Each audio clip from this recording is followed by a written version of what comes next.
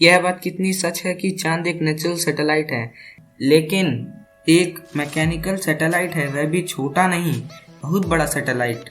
चलिए इसको विस्तार में जानते हैं। Hello guys and welcome back to our YouTube channel Fact Rocks में।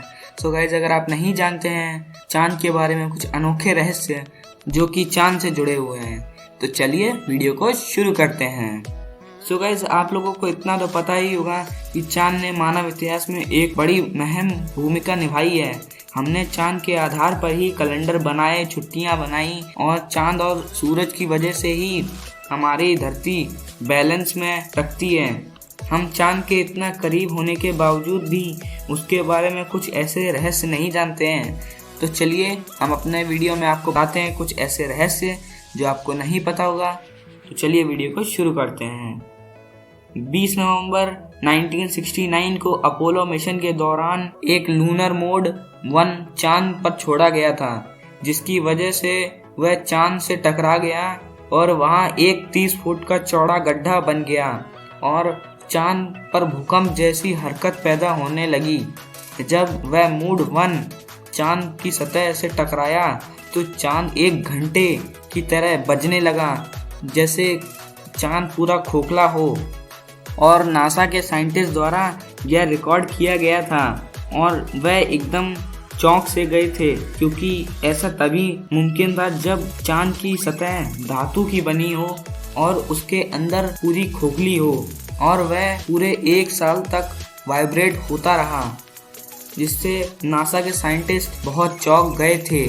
साइंटिस्ट के अनुसार चांद और धरती की उम्र समान होनी चाहिए, लेकिन वैज्ञानिकों द्वारा की गई रिसर्च और उनकी कैलकुलेशन से पता चलता है कि चांद धरती से भी पुराना है, क्योंकि एस्ट्रोनॉमर के द्वारा की गई जांच में पता चला कि चांद 5.3 बिलियन साल पुराना है, जबकि अर्थ केवल 4.5 बिलियन पुरानी है, जिससे पता चलता है कि चांद धरती का हिस्सा नहीं है, वह कहीं और से आया है।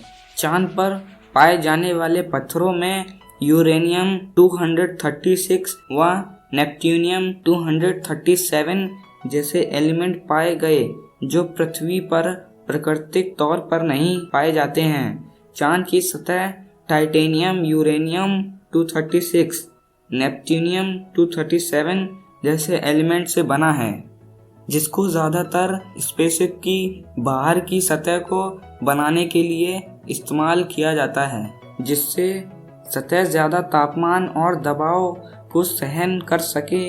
और चांद का सेंटर भी हल्के हल्के तत्वों से बना है।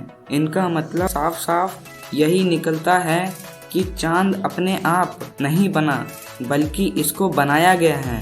पृथ्वी की डेंसिटी 5.5 ग्राम पर सेंटीमीटर क्यूब है, जबकि चांद की डेंसिटी 3.3 ग्राम पर सेंटीमीटर क्यूब है, जिससे पता चलता है कि चांद अंदर से खोखला है।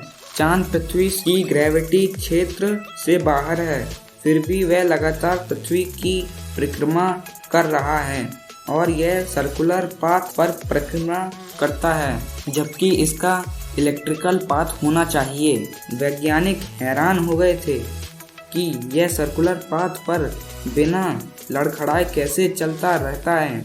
वैज्ञानिकों के अनुसार चांद जितना बड़ा होना चाहिए वह उससे भी बड़ा है, और इसका मास जितना होना चाहिए उससे कम है। यह ऐसे तथ्य हैं जो बताते हैं कि चांद अपने आप से बहुत सारे रहस्य छिपाए हुए हैं। यदि चांद को एलियंस ने बनाया है, तो इतने बड़े चांद को बनाने के पीछे उनका क्या प्लान होगा, इतना तो तय है कि जिन्होंने इस चांद को बनाया है उनका प्लान बड़ा ही होगा।